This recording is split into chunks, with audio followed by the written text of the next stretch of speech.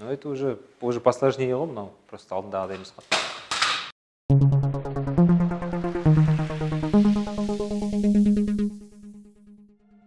Спидстер, Барри Аллен немесе Флэш.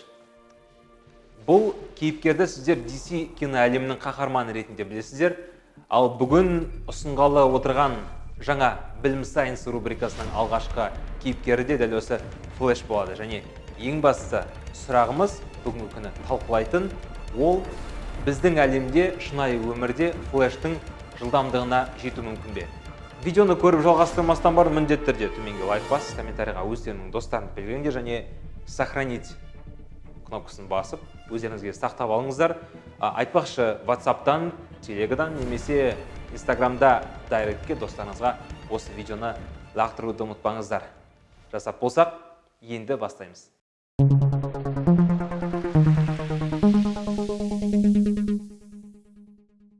Жоғарыда айтылған сұраққа жауап беру үшін біздер Флэштің жылдамдығын есептеп алуымыз керек.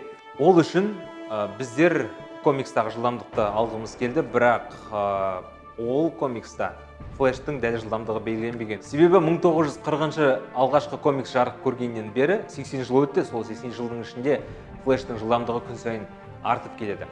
Енді есепке алу үшін біздер бір первоисточник табуымыз керек.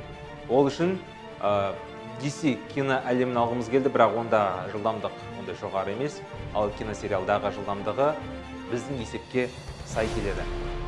Сериалдағы біз білетін жылдамдық ол, мінекей көріп тұрғаныңыздай, сағатына 16.000 км. Оны қалай есептедік? Енді сол туралы айтып өтейік. Екінші сезонның траектория сериясында бір жағалаудан екінші жағалауға мост арқылы секіріп өту үшін Флэш 3.3 мах жылдамдықты бағындырады. Қазақша тілмен айтқанда 3700 км сағатына. Осы екінші сезонның 18-ші сериясында осы тахионный жылдамдатқыштың, яғни ускорительдің арқасында ол өзінің жылдамдығын 4 есе ұлғайтады.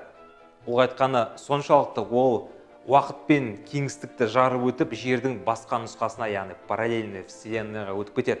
Сол жерде айтпақшы Супергермен танысады. Ол бәріміз білетіндей Суперменнің бөлесі, әлде қарындасы, в целом кузинасы. Енді әрі жалғастырамыз. 3.3 махты 4-ке көбейтеміз, ол 13.2 мах, ал километрға есептеген кезде сағатына 16.000 км. Мінекей дәл осылай біз сериалдағы Флэштің жылдамдығын есептеп шығардық.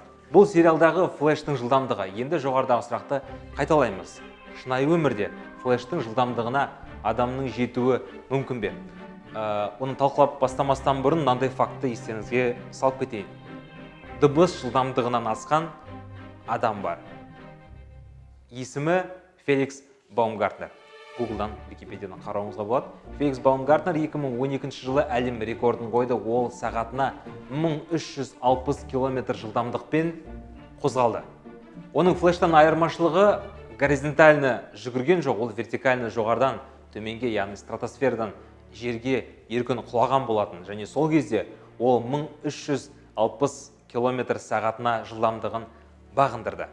Мінекей дәл осылай адамзат тарихында дыбыс жылдамдығынан да жылдам қозғалған адам пайда болды. Әрине ол бірақ өзі қозғалған жоқ, негізі құлады. Ал енді жоғарыдағы сұраққа жауап беру үшін ғылыми дәлелдемелер керек. Оған жауап беретін бүгін менің қасымда көмектесетін жалпы Орал білім парақшасындағы қонағымыз Назарбаев зияткерлік мектебінің 12-ші сынып оқушысы Сапарғали Жандарбек. Кішкентайыңда мамаңда әлде папаң жақсы көресің ба деген кезде физиканы жақсы көрем деген бала ғой.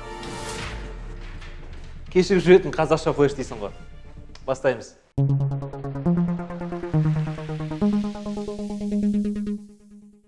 Баршаңызға сәлем. Дәлелдемелерді бастамастан бұрын менде сізге бір ғана сұрақ бар. Елестетіп көріңіз. Біздің әлемде Флэш бар. Ол жарық жылдамдығынан аса алар ма еді? Бүгін біз осы сұраққа жауап беріп көреміз. Ең алдымен бәріміз білетіндей, денені белгілі бір жылдамдыққа жеткізу үшін біз энергияны жұмсаймыз. Ендеше адам жарық жылдамдығына жету үшін қанша энергия жұмсайтынымызды есептеп көрейік. Ол үшін біз бәрімізге белгілі E тең mc квадрат немесе Эйнштейн формуласын қолданамыз. Алайда біз бұл жерге бір кішкентай ғана деталь қосамыз. mc квадратты біз түбір астындағы 1 минус бета квадратқа бөлеміз. Осы теңдеудегі барлық айнымалылар бетадан басқа сізге таныс. Ал ендеше мен сізге бетаның не екенін түсіндіріп көрейін. Қарапайым тілмен айтсақ, бета дегеніміз бұл дененің жарық жылдамдығымен салыстырғандағы жылдамдығы. Ал физикалық тілмен түсіндірсек, ол V бөлінген C-ға тең. Көбіңіз үшін бұл формула жаңалық, бірақ негізінде бұл Эйнштейн формуласының толық нұсқасы. Түбір асты 1 минус бета квадраттың неліктен көбінесе қолданылмайтынын түсіну үшін сіз аспандағы ұшақтарды елестетіп көріңіз. Ұшақтар біз үшін өте жылдам қозғалады. Алайда тіпті олардың жылдамдығы да жарық жылдамдығымен салыстырғанда өте аз. Шамамен 0,0000001. Яғни 0-ға өте жуық мән. Сол себепті оларды көбінесе қарапайым есептеулерде қолданбайды. Енді толық формулаға қайтып келейік. Осы жерден бастап мұқият тыңдаңыз.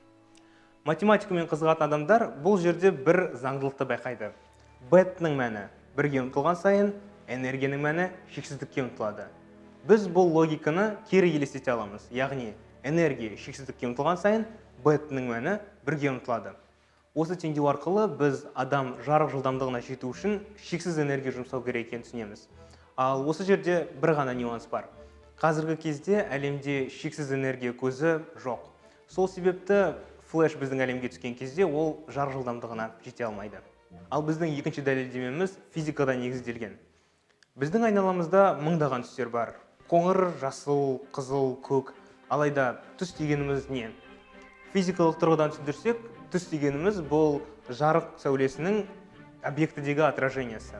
Яғни біздің алдымыздағы түстер жарық жылдамдығымен секундына 300 000 км жылдамдықпен пайда болады. Ал егер флеш жарық жылдамдығынан асып кетсе, онда ол тіпті жарық бөлшектерінен, фотондардан да жылдамырақ болады.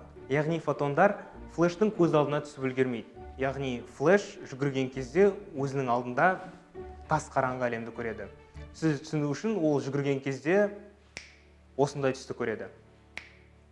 Ал біз бәріміз білетіндей, қараңғыда жүгіру адамның денсаулығы үшін қауіпті. Бізде әлі екі дәлелдеме бар және оны түсіндіру үшін мен кері өз ағам шақырамын. That's all. Bye-bye.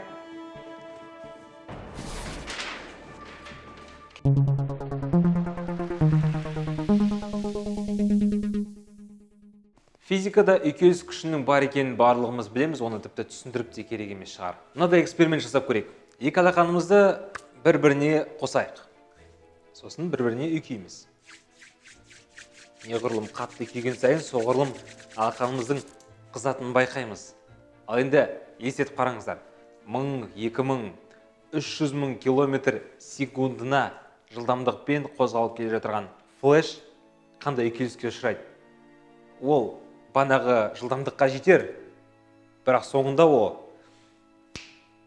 таныс перчаткамен бет соққан сияқты күлге айналады.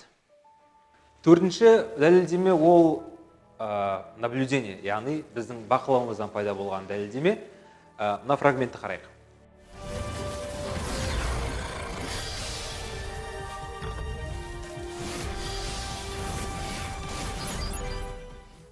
Видео фрагменттің соңында көргендей, флеш жүгіріп келе жатқан кезде, өте жоғары жылдамдықпен жүгіріп келе жатқан кезде, бір кезде тоқтай қалады. Біздің көзімізге ол оғаш көрінеді. Неге? Өйткені біздің физикамыз үшін, біздің әлемнің заңдылығы үшін кез келген объект, жоғары жылдамдықпен келе жатқан объект, өзінің тоқтау жолына ие, яғни тормозной путь бар кез келген объектте. Тіпті мысалға жай ғана 50 км жылдамдықпен келе жатырған автокөліктің тоқтау жолы, тормозной путь, 12-де 5 метр арақашықтыққа ие. Елестетіп қараңыздар, 300 000 км жылдамдықпен, жарайды, 1000 км жылдамдықпен келе жатырған флеш тоқтаған кезде қандай тоқтау жолына ие болады?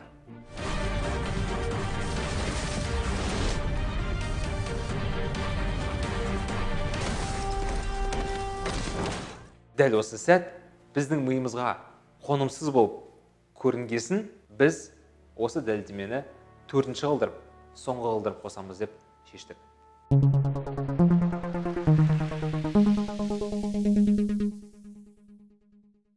Достар, бұл Білім Сайенс рубрикасының пилоттық шығарылымы, алғашқы шығарылымы. Сол себепті бізді қолдаңыздар, міндетті түрде лайк басыңыздар, комментарийға осы фантастика әлемін жақсы көретін достарыңызды белгілеңіздер, сохранениеға басыңыздар міндетті түрде, өйткені қайта қарауға болады бұл видеоны.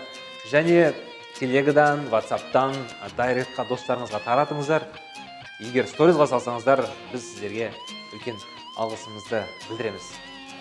Енді алда талай кейіпкерлер болады. Өйткені Marvel мен DC-да 1000-нан астам әртүрлі кейіпкерлер бар.